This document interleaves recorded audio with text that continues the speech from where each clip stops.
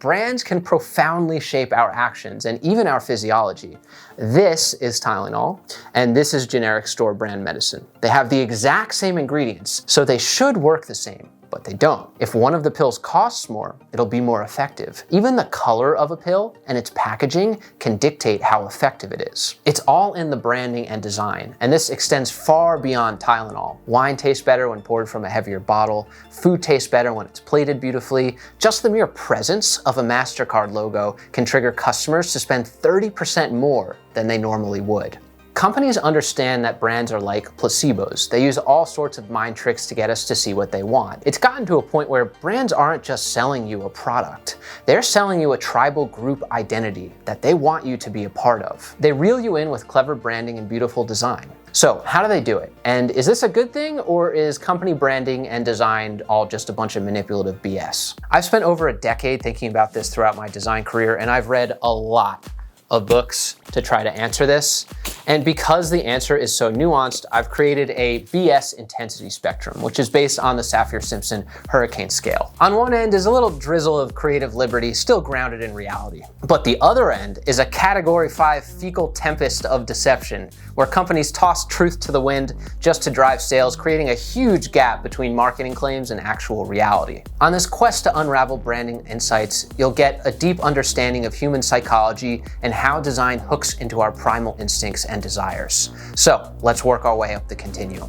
The most basic form of branding is simply labeling your product, which has been around since at least 2000 BC. Craftsmen would imprint symbols onto their goods to show where they came from. This may not seem like a big deal, but it's actually a very important way to protect customers. The Soviet Union learned this the hard way. Brand names were seen as anti-communist, so bread was just labeled bread. No matter what company made the bread, the packaging and labels were all the same. If you bit into some bread that was stale or moldy, you had no way of knowing which company to avoid. Producers weren't held accountable, so the quality of many products were truly terrible. This wasn't only about bread, it went as deep as rivets, those tiny little things holding ships together. Factories churned out unbranded rivets that got jumbled up into one central facility.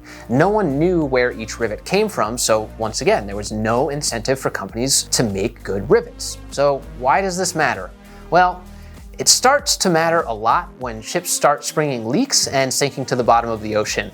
The Soviets did finally end up having factories stamp their brand names onto their products, and quality went up. Producers were held accountable, and customers knew which brands to trust. Sometimes nothing brings people together like a nice hot pizza from Pizza Hut. Branding helps solve a problem called information asymmetry. This is when sellers know everything about what they're selling and buyers know almost nothing about what they're buying. If you're buying from a well-established brand, there's a lot of information and inherent trust built into that transaction. So branding isn't always about manipulating into buying things you don't need. Without brands, there's an increased incentive for companies to create a cheaper, lower quality product because they make a greater profit while suffering no reputational consequences. Now, that's one good reason for branding, but as designers and marketers know, branding is really about influencing people emotionally. This can be used for good or evil. For example, we don't brush our teeth primarily for health reasons. I mean, sure, that's definitely a big part of it, but for most people, that's not the main reason. If it was, we'd brush after every meal. But take a moment and think, when do you usually brush? Probably before an important meeting or a date, usually before we eat. Nobody's vigorously brushing after secretly annihilating that chocolate bar while binge watching Netflix. Brushing your teeth is about being confident and removing stains or bad breath. And that's also why toothpaste is usually mint flavored. It makes your mouth feel fresh. The mint doesn't give any practical health benefits. We might think we do things for logical reasons, but emotions often drive us. Many people believe emotions are unreliable, but they're actually crucial evolutionary shortcuts that help us. For example, our strong dislike for dirty or rotting things isn't based on a logical understanding of germs. Our caveman ancestors that stayed away from rotting things lived longer, so we developed a negative emotional response to it thousands or even millions of years ago, way before we ever knew about germs. Emotions tap into a biological and intuitive need without all the processing, and good designers know this emotional alchemy like the back of their hands. It's like buying a Tesla. The buyer might insist that it's because they want to take care of the environment, but it's more likely that it's just fun to drive and show off as a status symbol. Otherwise, they just drive a Nissan Leaf or something. So anyway, look, these branding examples are all pretty harmless, but things will get worse with the rising tide of the BS continuum. The next level of the continuum is about visual shorthand. So here's a simple example. Toothpaste stripes.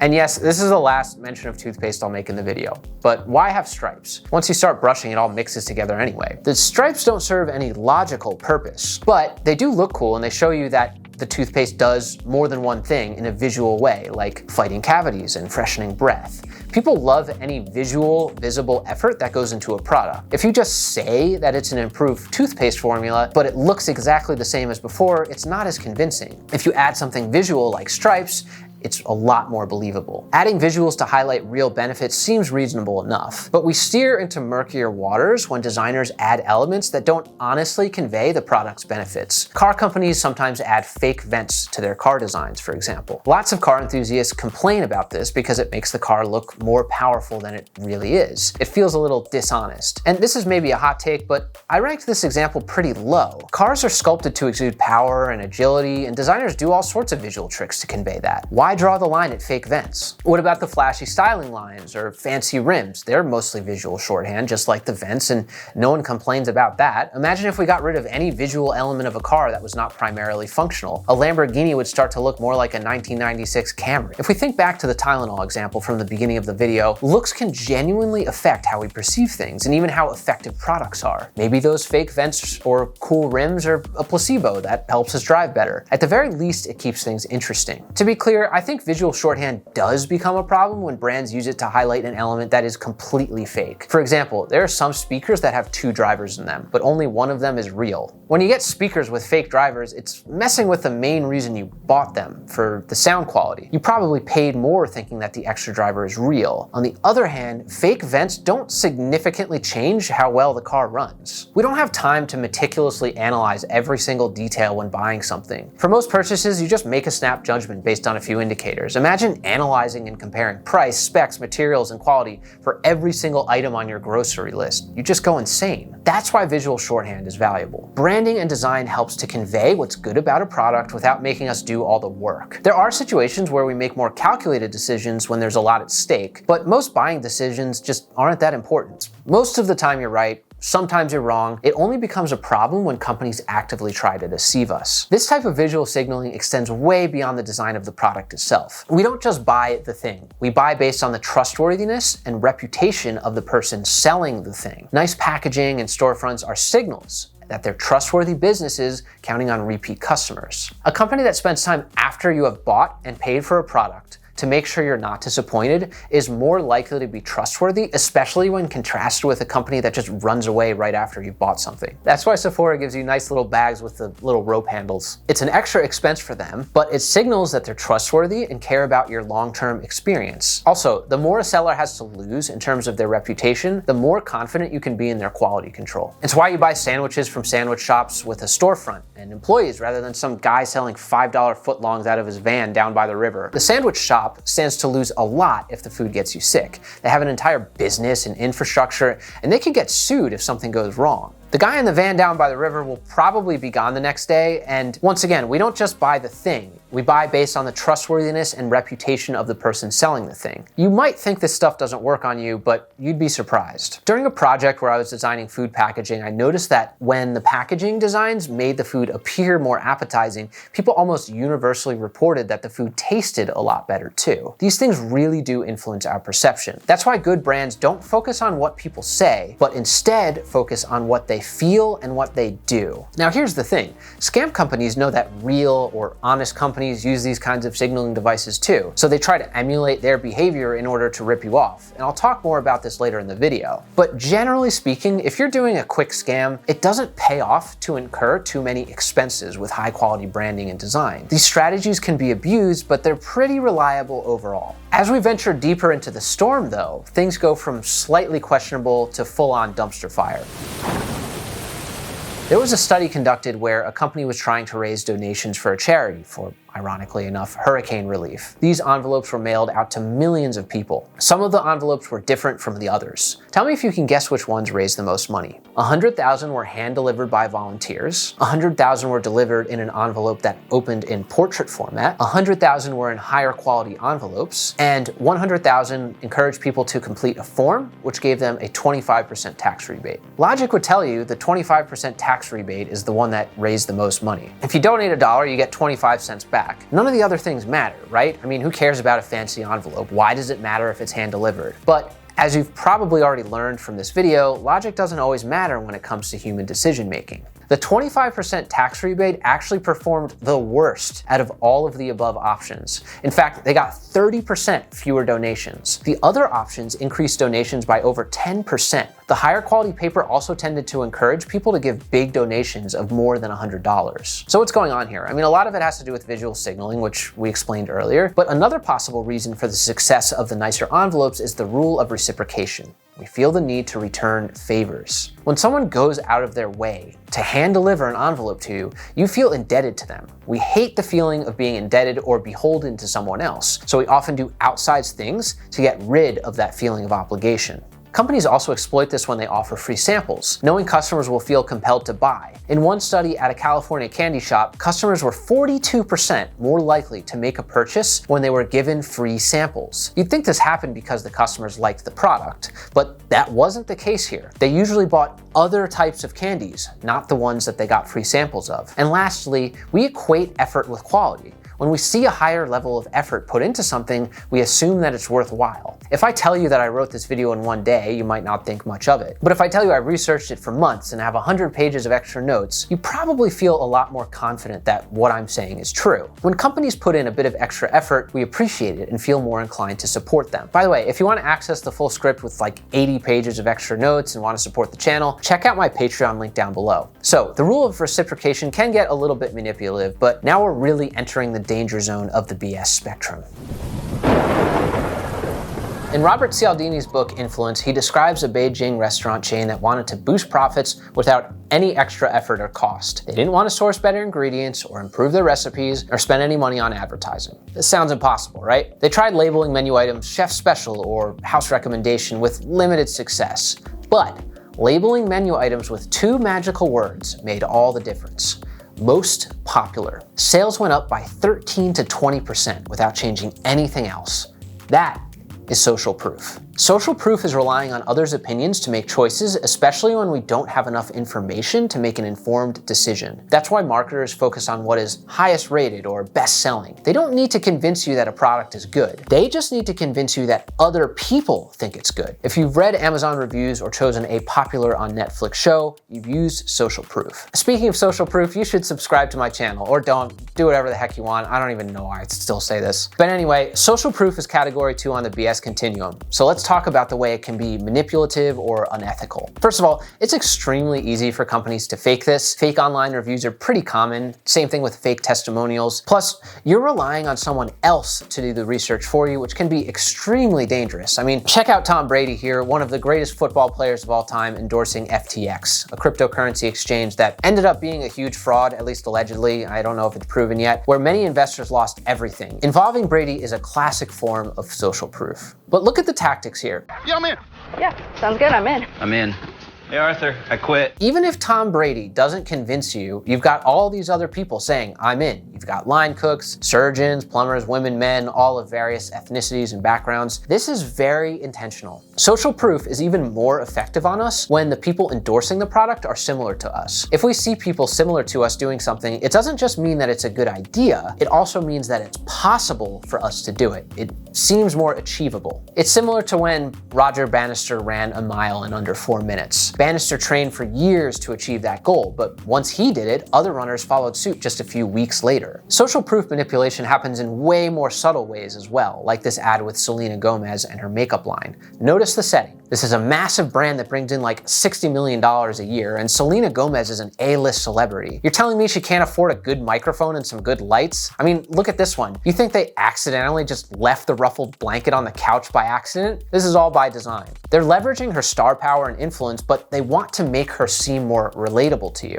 Once again, social proof is more effective when the people promoting the product seem like our peers. This is why you need to be very skeptical about unrehearsed testimonials, ads, and tutorials like this. So yeah, social proof can be really manipulative, but it isn't always bad. Online reviews and testimonials, as long as they're verified, can be incredibly useful. And if a respected celebrity endorses a product, their reputation is at stake. Selena Gomez probably does really believe in her products, and as a person with a following long, you live and die by your reputation. For example, when I'm picking a sponsor for my videos, it's common for me to ask my friends what they think of it. I teach product design at a university, and at the beginning of every semester, I ask my students to bring in their favorite products. One of my best students actually happened to bring in this wallet by Ekster. He said that he's owned this wallet for 3 years and it's still good as new. So a few months later, when Ekster approached me to sponsor this video, I knew that I could endorse their product in good conscience. Build quality feels really solid, and the cards are held securely in place. The really cool thing about this wallet is the way that the cards fan out with the push of a button. The slim profile is also really nice too. I mean, look at this giant wallet in my pocket, then compare that to the Ekster. If you need more than 5 or 6 cards, you can also add this super slim clip to the wallet. Everything is clean, secure, and organized. To get your own Ekster wallet, go check out the link in the description below and use code DESIGN at checkout for a 25% discount. So anyway, I put this tactic in category 2. It definitely can be abused,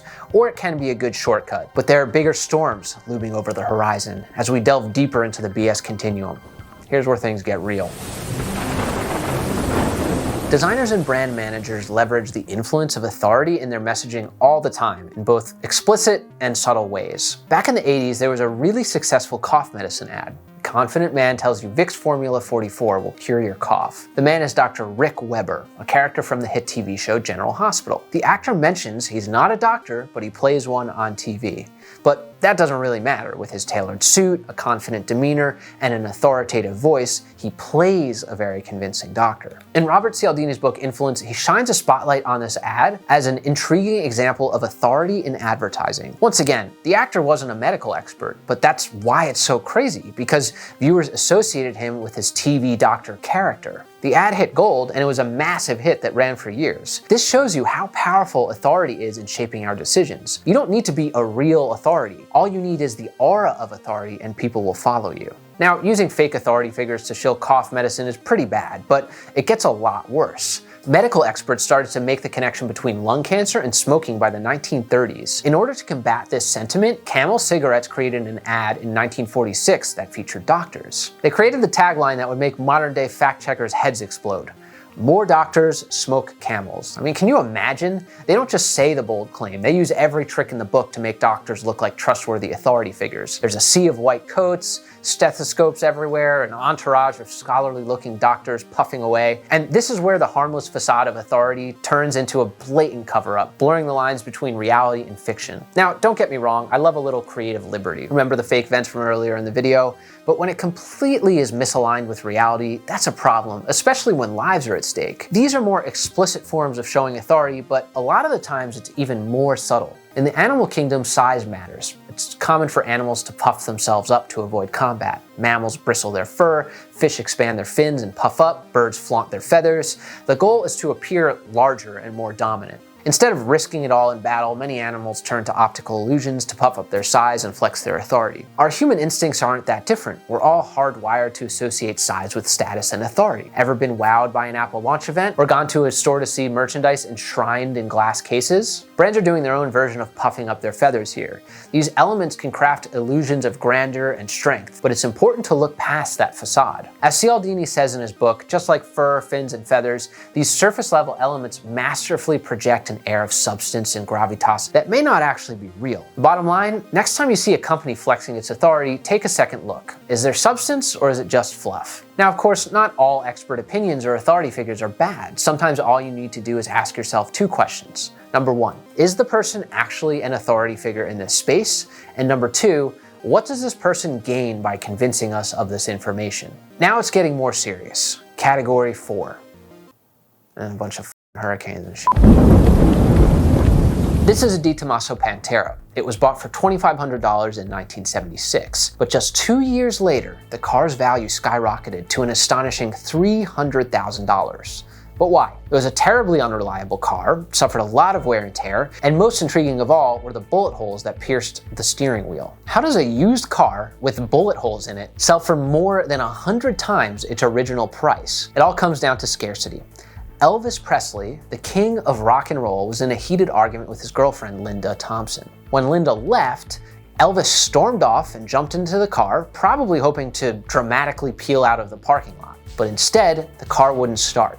So in a moment of fiery passion, he took his Colt 45 and shot at the steering wheel. Yes, Those bullet holes are the very echoes of Elvis's fiery soul. And this is where the scarcity principle takes center stage. Those bullet holes serve as an autograph. They're a symbol of Elvis's raw and untamed spirit, captured forever in steel. There's never going to be another Elvis. So this Pantera isn't just a regular car anymore. It's a canvas that captured a moment in the king's life. This is a testament to how scarcity turns the ordinary into the extraordinary. Shout out to my buddy Rafi for telling me about this story. This is common with collectible items like coins, limited edition Pokemon cards, and even rare stamps. But design and branding teams use the same principle of scarcity to sell you all kinds of things. When Booking.com first started showing a limited number of hotel rooms at a given price, people started snatching up rooms so fast that customer service thought it was a systems error. But the increase in sales came from showing a limited supply. Shoppers who would normally be sort of on the fence about booking a room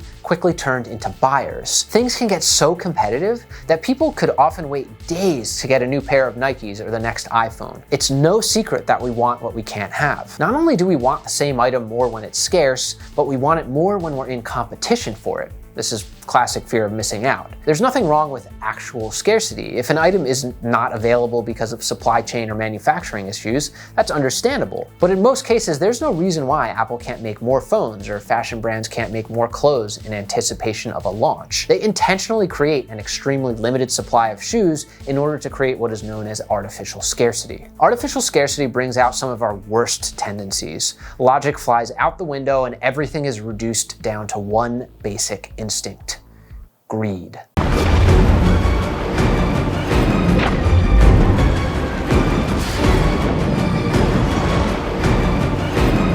In the same way that big authoritative branding flexes are like an animal instinctually puffing up their feathers, artificial scarcity puts us into a primal feeding frenzy mindset. We're operating on a very simple premise that is true most of the time. Things that are hard to get are often better than things that are easy to get. This is a very general rule that holds true, and that's why scarcity tactics are so effective. It's also one reason why a lot of retail stores bring only a couple items out to the storefront at a time. Not being able to see all the items in stock gives you no indication of whether or not there are any left. Plus, you might feel the need to reciprocate with the store clerk after they went through the trouble of finding the item for you. It's so easy to get swept up into the frenzy. Of course, the best way to combat this is to think to yourself, do I actually want this thing because it's rare? Or do I just want it because I need it for its functional utility? If it's the latter, you can calm down. If it's the former, try to assess it more calmly. The bottom line is that scarcity and loss aversion are some of the most effective design and marketing tactics there are, purely because of how emotionally triggering they are. But it's nothing compared to the next level in the continuum. This isn't just any normal hurricane.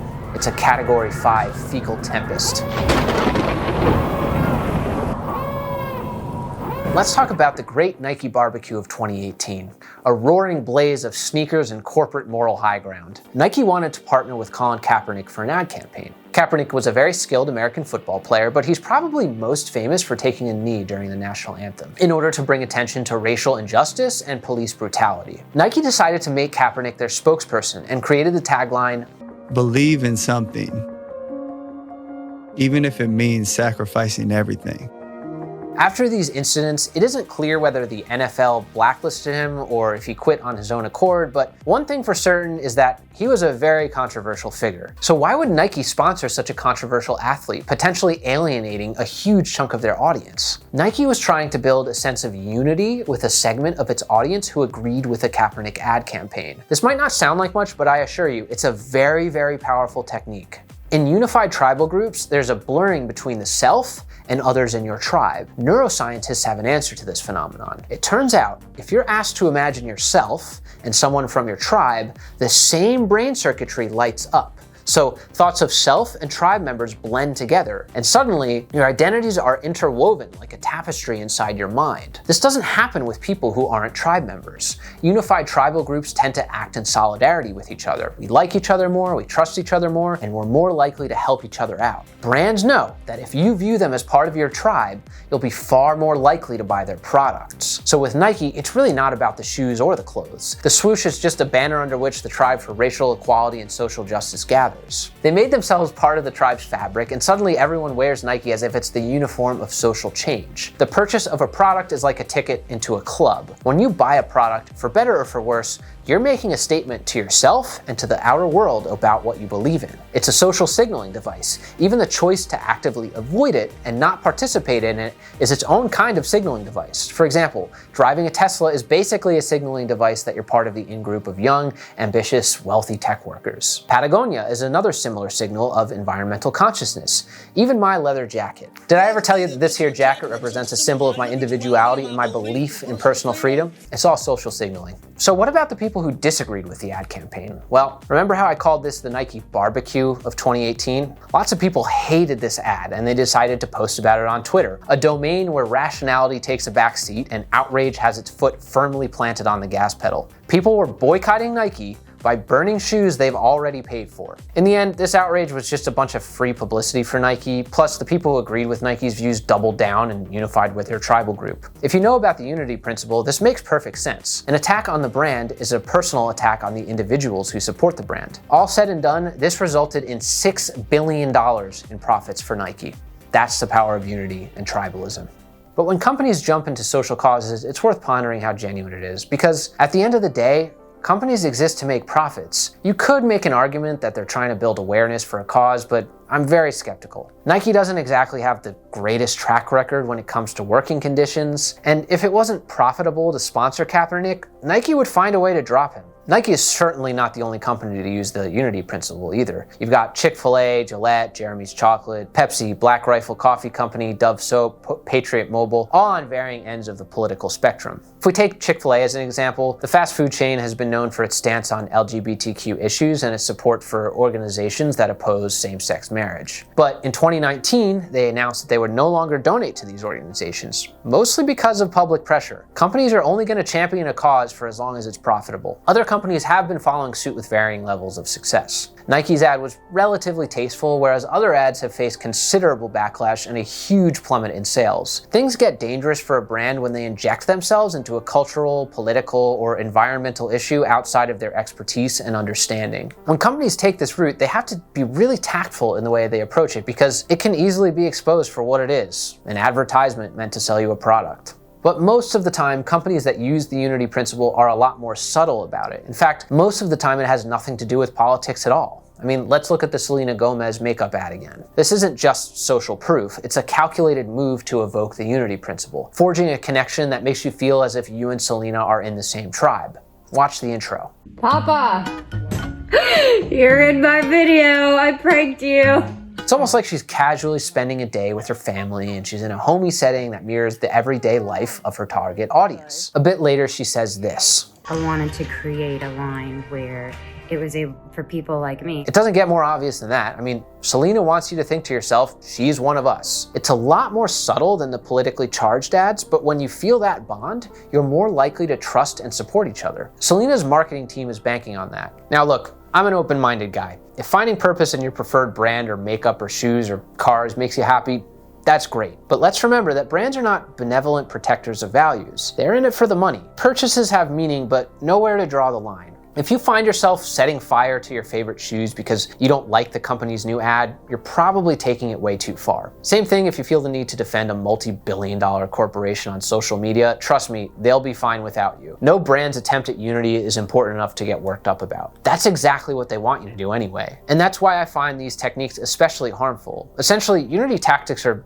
used to build a cult with their brand's values at the centerpiece of your world. But brands are not a stand-in for real spiritual meaning or a sense of real community. Now, what if a brand told you they were manipulating you? Is this better or worse?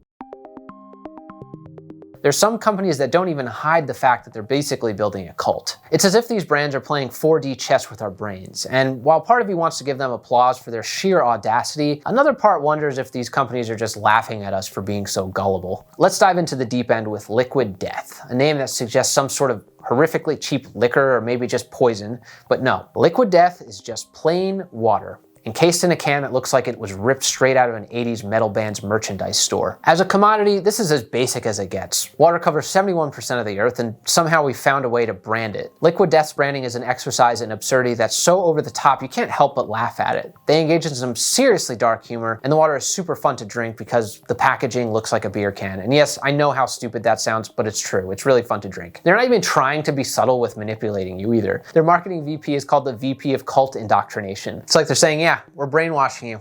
Here's your cloak and cult membership card. The real kicker is that it kind of works, but is this brutal honesty in marketing genuine or just another layer of manipulation? It's like they're whispering, we're in on the joke together, but are we?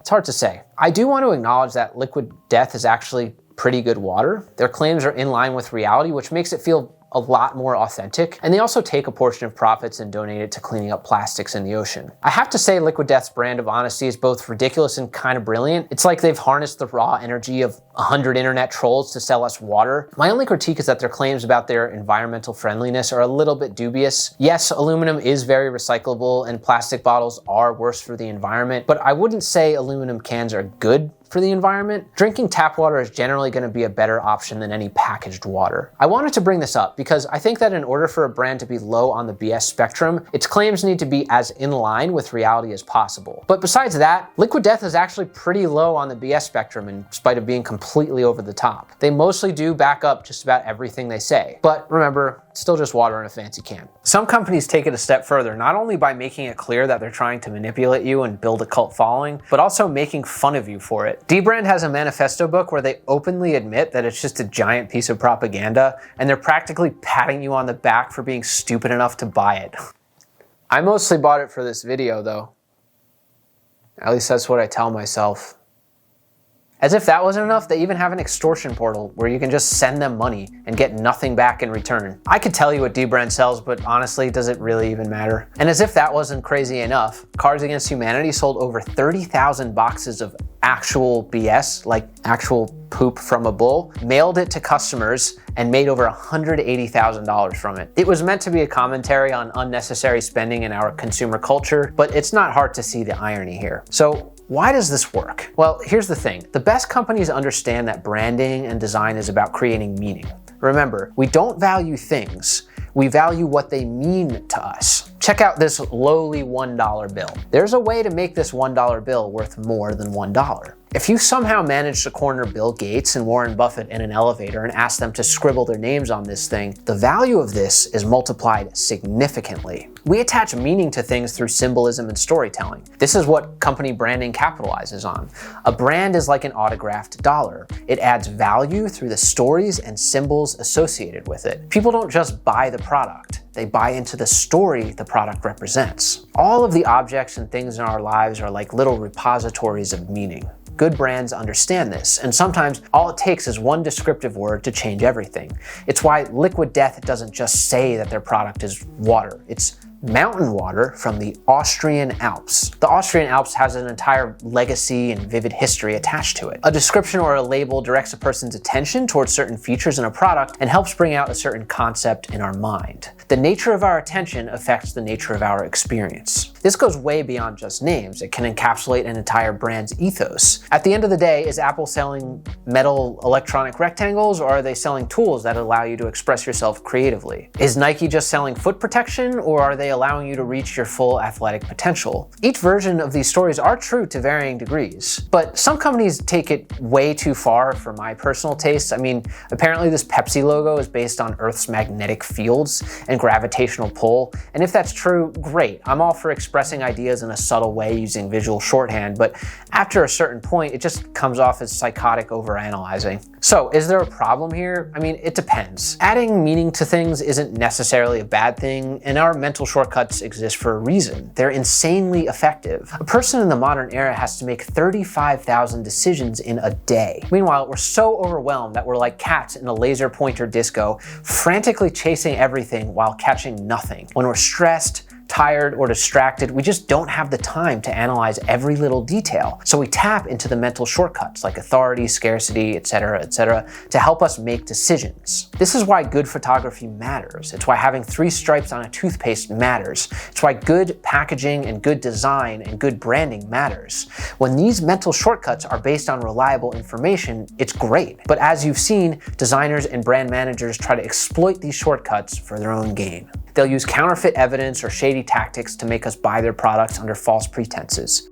So why does this even happen? I mean, it's easy to say that the employees and owners of these companies are evil psychopaths, and maybe that's true some of the time, but I think it's a gross oversimplification. Most of the individuals inside the companies that I've worked with were genuinely good people and they cared about doing the right thing. A few things you're likely to hear anytime employees are having an argument inside of a boardroom are questions like, what's best for the customer? What's best for the local community? Or even what's best for the planet? These are all noble causes, but teams often can't come to an agreement on these goals. It's not uncommon for teams within companies to have conflicting or even opposing goals. The one common ground is that they both work at the company and they want it to be successful. So they turn to a question that's much more straightforward, much easier to measure, and far more sinister. What's best for the company?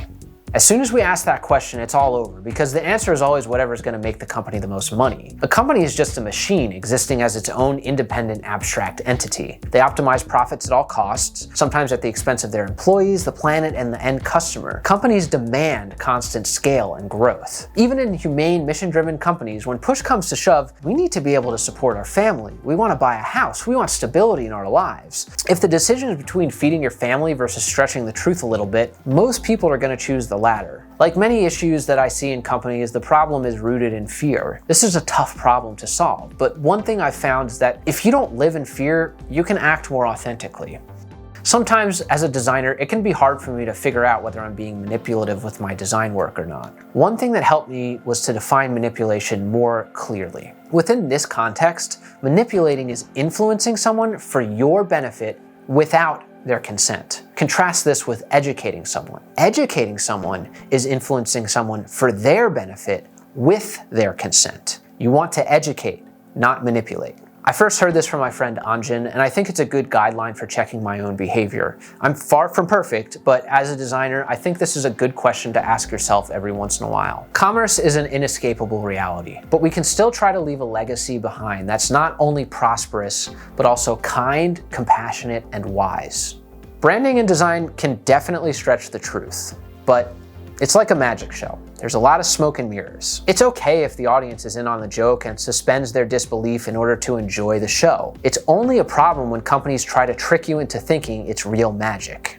So, I've saved the best for last. What is the most BS brand? What is the brandiest brand of them all? It's the Design Theory merch drop. It's a heavily anticipated event that you have all been waiting for. After several years of development, I present to you the holy grail of brand manipulation and satire, the pinnacle of human achievement, the shirt to end all shirts, the shirt t-shirt. It's like branding took a long look in the mirror and had an existential crisis. In a world of branding illusions, this t-shirt is the mirror that says, "Look at you buying that shirt." And you, splendidly self-aware, retort, "Yes, indeed I am." But there's more. With the kerning off by just a bit, this shirt will make designers flee in fear. This is not just clothing, it's designer repellent. Want to clear the room at a hipster design gathering faster than setting a Roomba loose with a chainsaw taped to it? This is the shirt for you. If you want the full experience of a shirt with proper letter spacing, you can get the correctly kerned t-shirt for just $2 more. That is a bargain for good design. Now, for those of you who are serious about good design, I offer you the fancy font shirt. Like many other designer brands, the mere presence of a fancy logo increases the value considerably. For $500, For $50, the fancy font shirt has a font so exquisite, it might as well be forged from the tears of Giorgio Armani himself. Sometimes that's all it takes to elevate the value of a commodity. Slap a designer logo and boom, you need a mortgage for your t-shirt. And the crown jewel of the entire shirt, t-shirt line. I present to you the Design Theory Galactic Glyphs t-shirt. It says shirt, but it's in a made-up alien language. That's right, I created an entire alien language just for this t-shirt line. This shirt doesn't just say shirt on it. If you look closely, there's a message underneath. This font is so fancy, you can't even read it without a special decoder that is only decipherable by the Design Theory fanatical tribe. I'm only selling 20 of these, and at $100, I promise you'll be rewarded for your trust in the Design Theory cult. I mean brand, the Design Theory brand. Maybe there's a cryptic message that will reward you for your efforts. What will you find? Wisdom, fortune, perhaps. After you buy this shirt, which you will not regret, believe me, just DM me your order number on Instagram for the decoder and become part of the unified Design Theory tribe. Now here's the deal. For all the shirts, I'm only selling them for the next 40 days. Once they're gone, they're gone. I don't have time to manage sales for longer than that. I'm only one person and I need to focus on my other design work that isn't completely insane. If you like these videos, the purchase helps me to continue to make more of them. Go click the link in the description or head to designtheory.store. Adorn yourselves in the fabric of irony and rebellious kerning. As always, you're free to do as you wish. I'll still appreciate you no matter what. And on the note of appreciation, big shout out to my patrons and Discord for helping me with this video. If you want to support the channel another way besides buying t-shirts that are completely insane, check out my Patreon. You get access to over 80 pages of my research from this video, research notes from past videos, special updates, and you will eventually enable me to create more niche content that's tailored to exactly what you and I want to talk about, rather than what's going to get the most views. The link for the Patreon is in the description. Have a great day, everyone.